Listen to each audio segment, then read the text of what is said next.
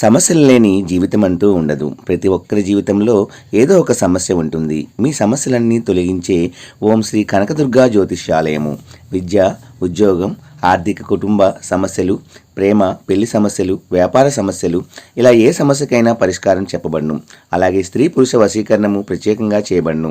Phone number 6302400814. మరియు ఏ ఇతర సమస్యలకైనా సరే శక్తి పూజలు చేసి పరిష్కారము అనేది చూపబడును. యంత్రాలు కూడా ఇవ్వబడును. మీరు ఎక్కడెక్కడో జ్యోతిష్యం చెప్పించుకొని నిరాశ చెంది ఉన్నారా? అయితే ఒక్కసారి ఈ గురువు గారికి కాల్ చేయండి. Phone number 6302400814. జై వారాహి మాత. Welcome to my channel. ఈరోజు అమ్మవారి సందేశము. మనకి ఈ చాలా అమూల్యమైన కథ, గొప్ప కథని శివ అనుగ్రహము, అమ్మవారి అనుగ్రహం ఉంటేనే మనము ఈ కథను వినగలుగుతామండి. లేకపోతే ఈ కథ మనకి చేరువవ్వదు.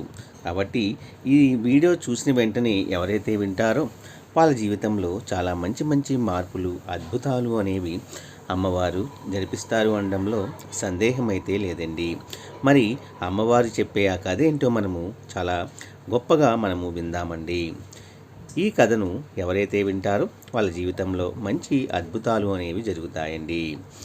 అయితే ఈ వీడియో కనుక మీకు నచ్చినట్లయితే ఒక చిన్న లైక్ ఇచ్చి సపోర్ట్ చేయండి. అలాగే 10 మంది మిత్రులకు కూడా షేర్ చేయండి.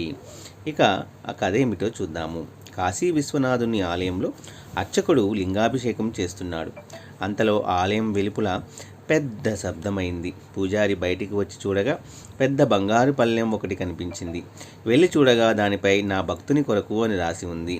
ఈ బంగారు పళ్ళాన్ని విశ్వనాథుడు తన కోసమే పంపాడని పూజారి సంతోషించాడు. పళ్ళాన్ని తీసుకుందామని ముట్టుకోగానే అది మట్టి పాత్రగా మారిపోయింది. విడిచిపెట్టగానే మళ్ళీ బంగారు రంగులో మెరిసిపోతూ కనిపించిందండి. అతనికి అప్పుడు ఏంటి ఈ విచిత్రము అనేది అర్థం కాలేదు. ఈ విషయము ప్రజలందరికీ కూడా తెలిసింది.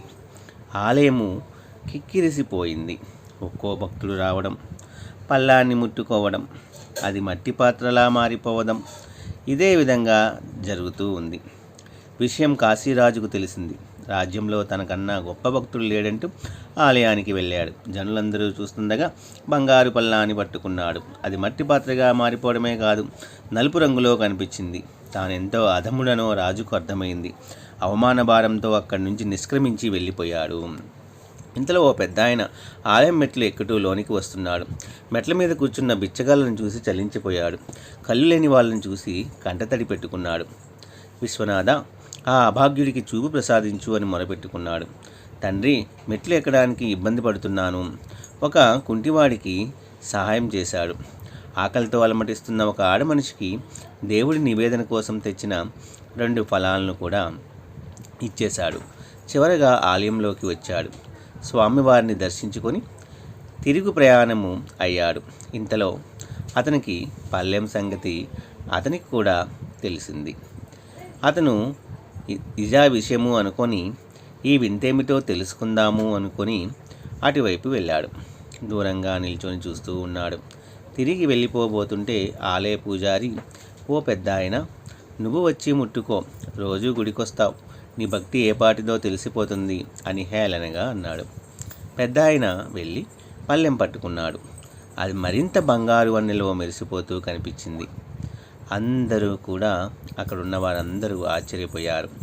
అర్చనలు, అభిషేకాలు భక్తికి నిదర్శనాలు కాదు, ఆపన్నులను ఆదుకునే తత్వం ఉండటమే నిజమైన భక్తి.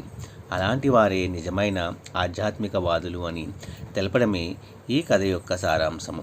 ఈ కథ ద్వారా మనకి వారాహి అమ్మవారు ఏం తెలియజేస్తున్నారు అంటే, నా కోసం అంటూ మీరు అభిషేకాలు, పూజలు అని ఏమి చేయవలసిన అవసరం లేదు. నన్ను భక్తితో కొలుస్తూ లేని వారికి సాయం చేయండి. మీకున్న దాంట్లో సాయం చేయండి. అన్ని సాయాలు కూడా మీకు కలిసి వచ్చేలాగా నేను దీవిస్తాను. మీరు చేసిన పుణ్యమే మీకంతా కలిసి వస్తుంది. మీరు మరుజన్మలో కూడా మంచి కర్మఫలాలు పొంది మంచి జీవితాన్ని గడిస్తారు. కాబట్టి ఎప్పుడూ కూడా ఎదుటివారికి మీకు చేతనైనంత సాయం చేయండి. నోటి సాయమైనా పర్వాలేదు. మీరు చేయవలసింది మీకున్న దాంట్లో సహాయం చేస్తే తప్పకుండా ఆ దేవుడు మిమ్మల్ని దీవిస్తాడు, అన్ని కష్టాల్లో తీర్చి మీకంటూ ఒక మంచి జీవితాన్ని ఇస్తాడు అని అమ్మవారు ఈరోజు చాలా చక్కటి కథను మనకి తెలియజేశారండి. ఈ వీడియో కూడా మీ అందరికి నచ్చినట్లయితే please like, share and subscribe and support my channel. జై వారాహి మాత. సర్వే జన సుఖినో భవంతు.